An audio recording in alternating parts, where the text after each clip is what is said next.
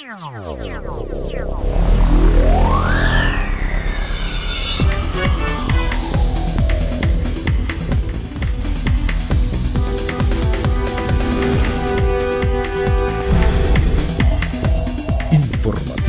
Mira TV está en ti. Amigas y amigos, sean todas y todos bienvenidos a la entrevista. Es un verdadero placer, a nombre del equipo que está acá en Santiago de Chile, el periodista Ramón Castellanos y quien les habla Daisy Oropesa. Hemos sido recibidos en esta hermosa ciudad llena de contrastes y llena de mucho afecto al pueblo venezolano. Estamos en el despacho del doctor Gutenberg Martínez, quien es rector de la Universidad Miguel de Cervantes, abogado y político chileno, y además fue miembro del Partido Demócrata Cristiano y fundador de Comunidad en Movimiento. Con él vamos a hablar temas de gran interés, pero inicialmente agradecerle su gentileza por recibir al equipo de la entrevista de Gente de Hoy acá en su despacho. Doctor, muchísimas gracias. Gracias a ustedes, y están siendo bienvenidos a nuestro país y también bienvenidos a esta universidad. Primero que nada, pues nos gustaría, doctor, que usted nos comente acerca, tomando en consideración que la Universidad Miguel de Cervantes es una institución privada de educación superior inspirada en los principios precisamente del pensamiento humanista y cristiano. En función de cuál es la visión de esta casa de estudios en un mundo globalizado, que sabemos que muchas veces está lleno de contrastes sociales, y donde la investigación, precisamente en alcanzar la estabilidad de la mayoría de los seres humanos, está quizás basada en la investigación, en la ciencia y por lo tanto en la universidad. ¿Cuál es la visión que tienen ustedes para mejorar ese mundo en el que nos tocó vivir actualmente? Bueno, hay una misión que se ha definido a la universidad en la inspiración, como usted señalaba, humanista cristiana, que tiene una riqueza que es la que nos permite orientar lo que pretendemos hacer. En el caso nuestro, fundamentalmente es primero una política de inclusión social, de tal forma de permitirle el acceso a estudios de educación superior a personas que el sistema no favorece, básicamente los que vienen de establecimientos educacionales fiscales en Chile y trabajadores. Esta es una universidad en la cual el 80% de nuestros estudiantes trabajan y estudian, o estudian y trabajan para poder solventarse este mismo proceso. Esa es nuestra fuente de colaboración más central hacia las personas.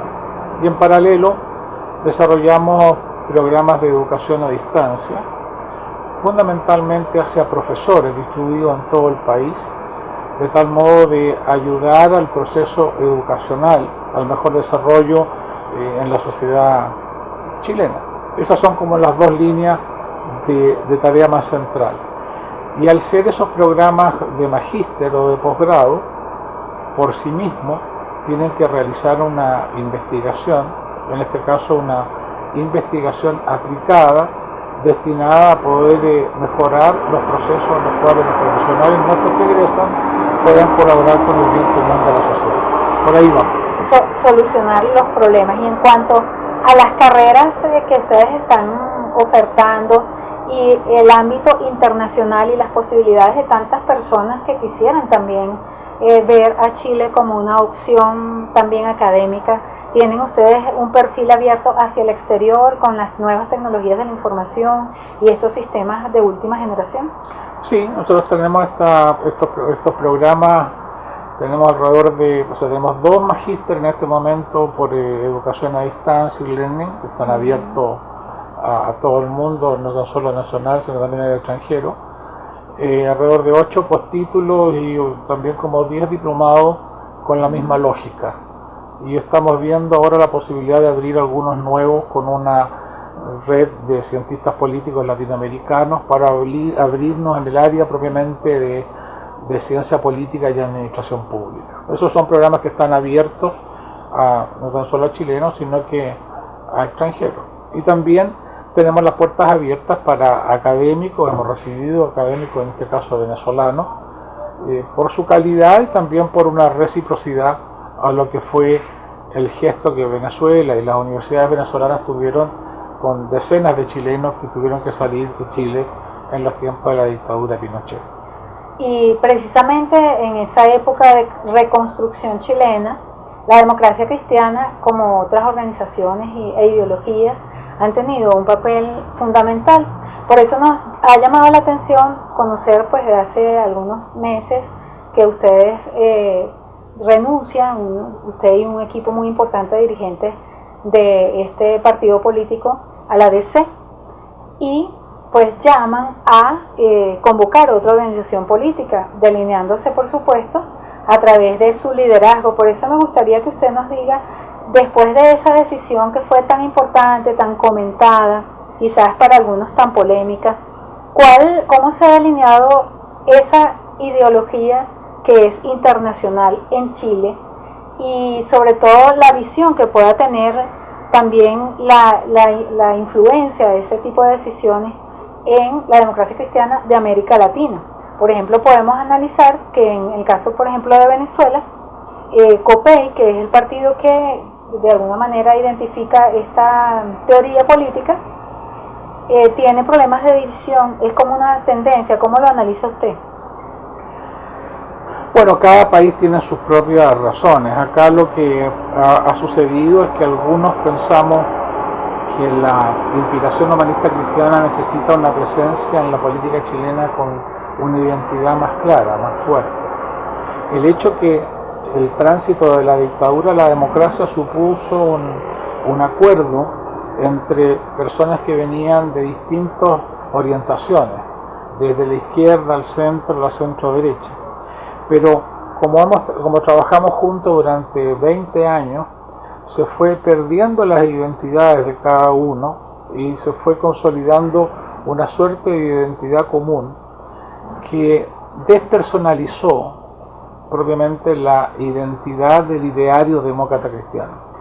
Y lo que nosotros nos queremos reivindicar es precisamente aquello. Pensamos que se requiere una nueva organización política que pueda interpretar más fidedignamente los conceptos básicos y su aplicación en la política concreta.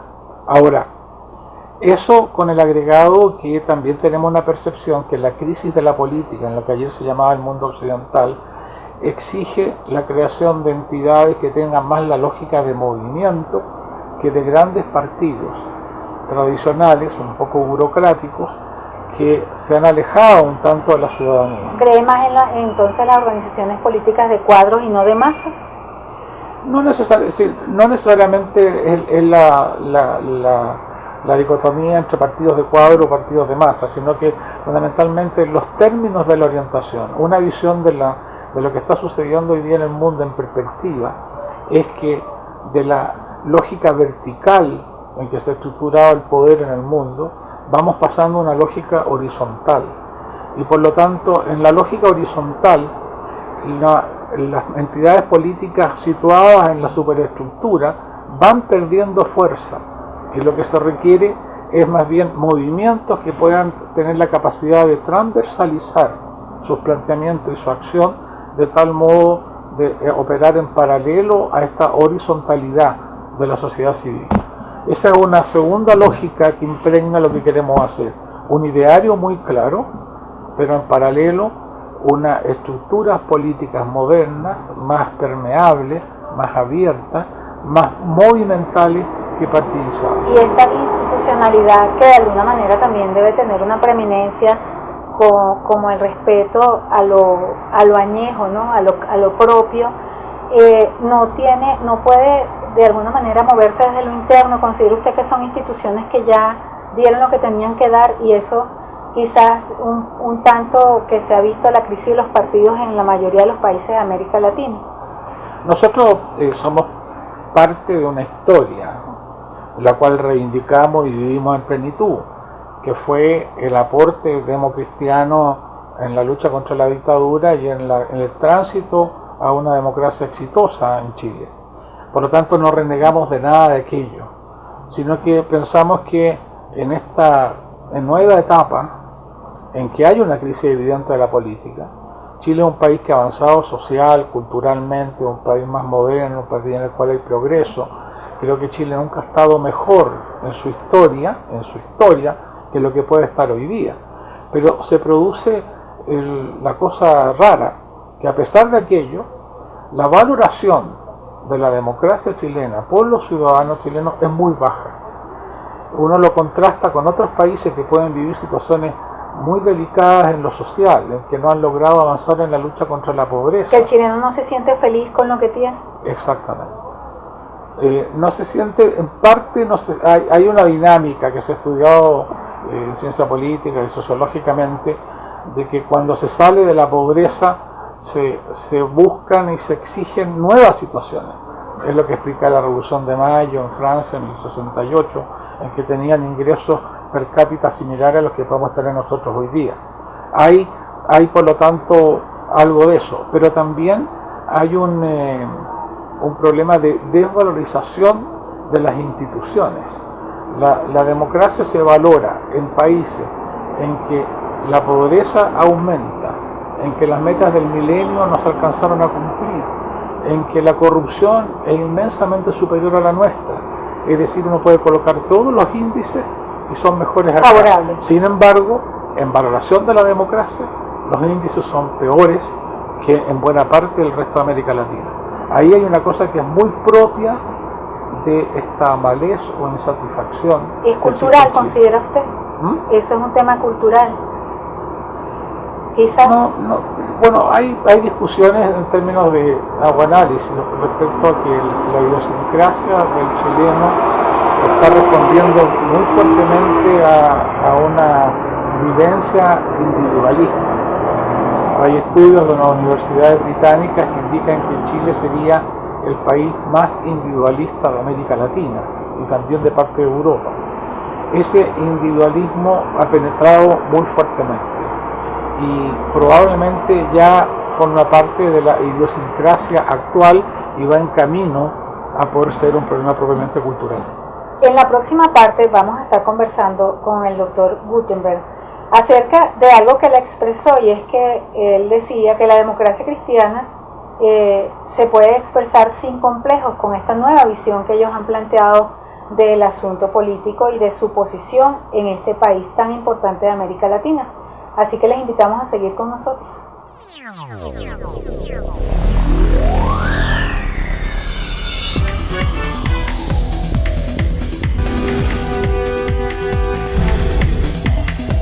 Informativo Mira TV está en ti.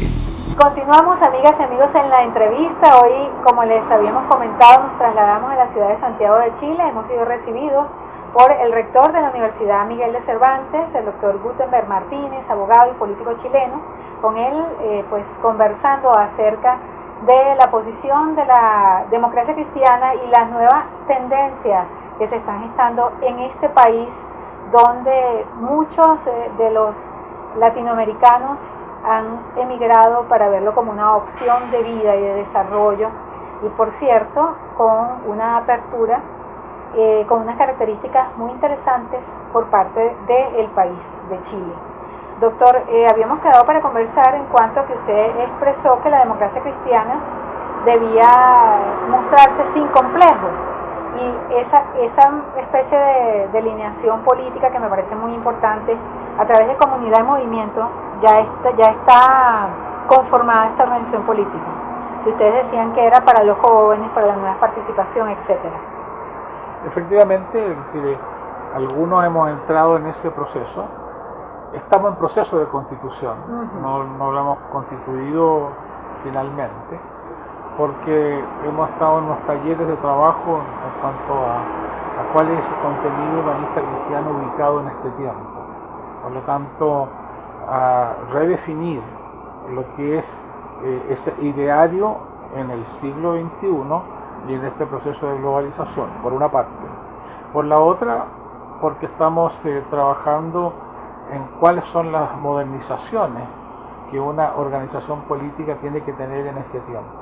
Y eso supone incorporar la variable tecnológica y también una variable de perspectiva respecto a cuál es el país que uno ve hacia los próximos 20 años, de tal manera de estructurar un movimiento que no esté mirando hacia atrás, sino que esté fundamentalmente orientado hacia el futuro. Y todo ese proceso, más la recolección de adherencia en la capital y en provincia, esperamos culminarlo entre fin de año y comienzos del próximo para hacer ya la constitución de un gran congreso fundacional. Doctor, Chile es un pueblo que tiene heridas históricas que han sanado en buena parte, pero es que sin embargo uno las podría evaluar en temas tan fundamentales como por ejemplo la defensa de los derechos humanos y quizás esa misma capciosidad de los chilenos, ¿no? a ver las cosas con un poquito de sentido analítico. Hace poco inclusive la expresidenta Bachelet fue nombrada en un cargo ejecutivo de gran importancia en materia de derechos humanos y siento que en líneas generales el chileno, en esta visita que hemos podido desarrollar acá, tiene un respeto pero también una observancia, ¿no? en este tema. Por eso me gustaría que usted pudiese comentarnos, ya que está también involucrado con lo que es la juventud y el futuro que se está gestando en Chile, ¿cómo observa usted el futuro de este país en esa materia, en delinear un país que está bien, pero que ha sufrido y que está viendo también en sus vecinos casos muy dramáticos de retrocesos en el país?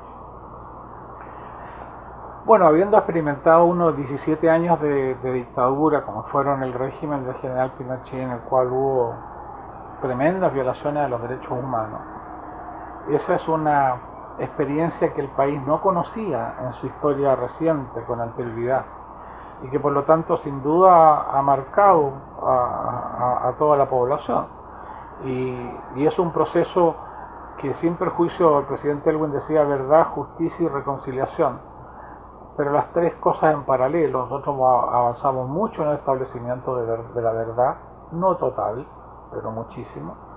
Hemos avanzado muchísimo en el plano de establecer justicia. Chile no ha cerrado sus procesos judiciales, a diferencia de otras tradiciones europeas o latinoamericanas. No hemos dado vuelta a la hoja, sino por el contrario son procesos que están abiertos y que se van a permanecer abiertos hasta que vayan siendo aclarados o que se dicte la verdad judicial a través de la sentencia o la condena que los tribunales establezcan. Y en materia de reconciliación hay un avance significativo, sin duda. Chile también en eso ha sido vanguardia con lo que fueron las comisiones de verdad, justicia y reconciliación, que de algún modo se implementaron en otros países como Sudáfrica o sociedades donde también ha habido violaciones y transición pacífica posterior a aquello. El tema del derecho humano, por lo tanto, nos compromete mucho. Y en el caso de muchos de nosotros establecemos, bueno, esto no puede tener doble estándar. El tema de los derechos humanos no se vive solo al interior de nuestro país, sino que implica una obligación también hacia el extranjero. Y por eso estamos muy encima y muy pendientes de lo que pasa en Venezuela, de lo que pasa en Cuba, de lo que en cierta medida puede estar pasando en Bolivia y pasó ayer en Ecuador, de lo que se estableció todo este criterio bolivariano que partió como un ejercicio democrático que paulatinamente fue cambiando hacia un contenido autoritario y finalmente propiamente dictatorial. El tema, por lo tanto, de los derechos humanos nos obliga en Chile y nos obliga a ser solidarios internacionalmente. Y en eso yo diría que hay una conciencia súper mayoritaria, casi consensual en la sociedad chilena. Sabemos que Chile tuvo que ponerse de acuerdo desde la perspectiva de la oposición a la otrora dictadura, y ese es un caso que está viviendo Venezuela, una oposición que tiene temas encontrados, inclusive para la época tengo entendido que hubo ciertas conversaciones con factores importantes de Venezuela para lograr esas alianzas y que fueron fundamentales para concretar la democracia que hoy vive este país. Por eso me gustaría que usted ahora, en esa posición recíproca, ¿no?, pudiese comentarnos cómo observa las posibilidades de la oposición venezolana en un contexto como el que estamos viviendo y tomando en consideración la historia propia de Chile.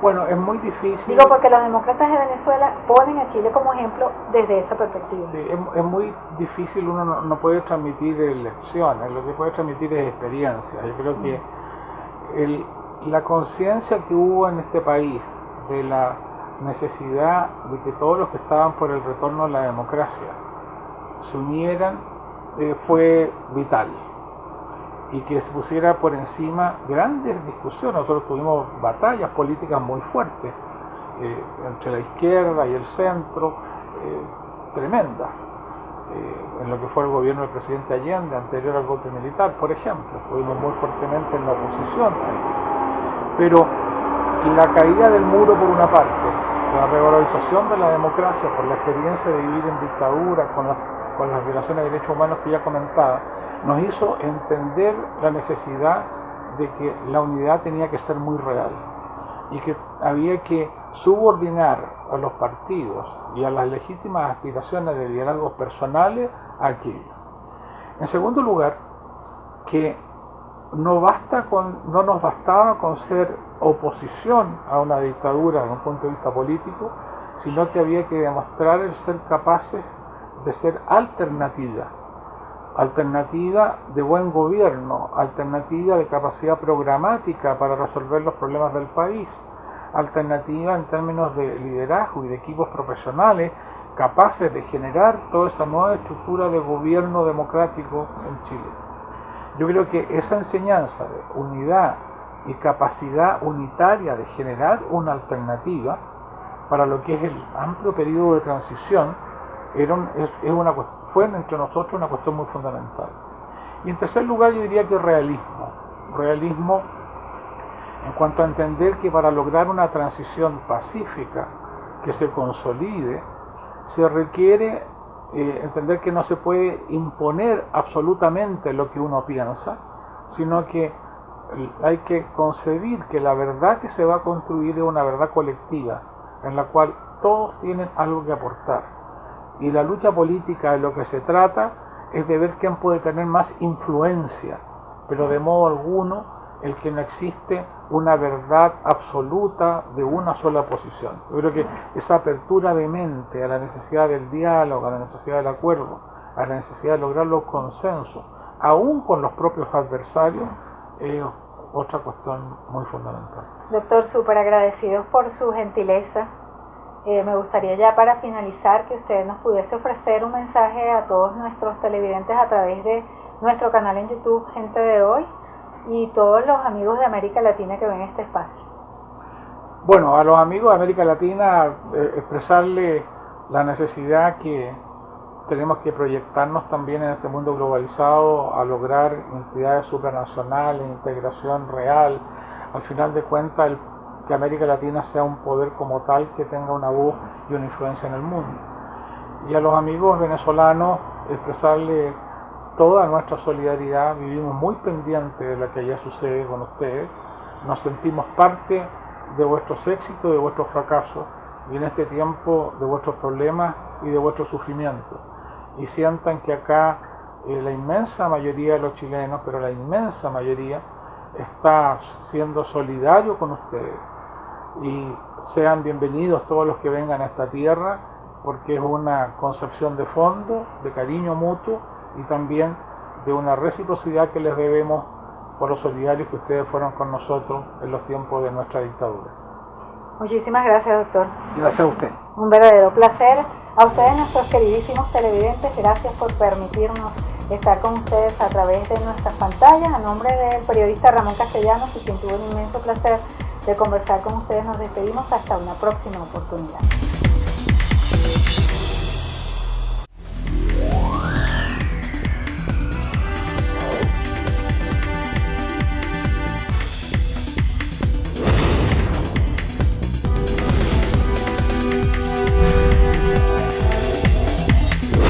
Informativo Mira TV está en ti.